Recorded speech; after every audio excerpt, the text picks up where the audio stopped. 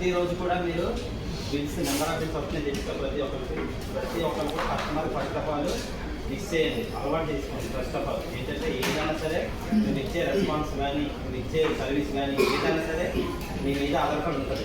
నువ్వు ఒక కస్టమర్ వచ్చారంటే మీ దగ్గర ఇంకొక కస్టమర్ వచ్చేలా ఉండాలి. మీ సర్వీస్ చూసి మీ పర్ఫార్మెన్స్ చూసి కస్టమర్కి ఇచ్చే రెస్పాన్సిబిలిటీ కానీ ఏదైనా సరే ఇచ్చే ఐటమ్ క్వాలిటీ కానీ ప్రతి విషయంలో కూడా మెయిన్ అంతా హెడైనా ఒక సేల్స్ మెన్ మీద ఆధారపడి ఉంటారు. గుడ్ రివ్యూ అన్నది ఏదైనా మీరు ప్రతి ఒక్కరు కూడా గుర్తుపెట్టుకోండి. ఏ రోజైనా సరే కస్టమర్ వచ్చిన తర్వాత అన్ని కన్వీనియంట్గా మన ఉన్నాయో లేవా, అన్ని ఇవ్వగలుగుతున్నాం లేదా, సేల్ టార్గెట్ అవుతుందండి. మీరు ప్రతి ఒక్కరు కూడా గుర్తుపెట్టుకోండి. మీ మెయిన్ కేక్స్ ఉన్నాయనుకో, కేక్స్ అన్నీ కరెక్ట్గా మెయింటైన్ చేయాలి. కవర్ నుంచి ప్రతిదీ కస్టమర్కి ప్రతిదీ చెప్పాలి. కస్టమర్ 2 days బిఫోర్ ఆర్డర్ ఇచ్చుకున్నాడంటే కస్టమర్ ఖచ్చితంగా టైంకి ఇన్ టైంలో మనం ఎక్కడ ఉన్నా సరే ఇవ్వాల్సిందే.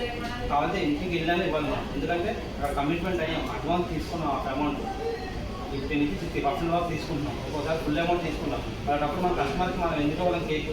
మీరు ఏంటంటే అక్కడ ఉన్న వాళ్ళు ఏదైనా పని మీద ఉన్నా సరే అక్కడ ఉన్న టైంకి మనం ఇన్ టైంలో ప్రతి ఒక్కరు కూడా అందియాలి.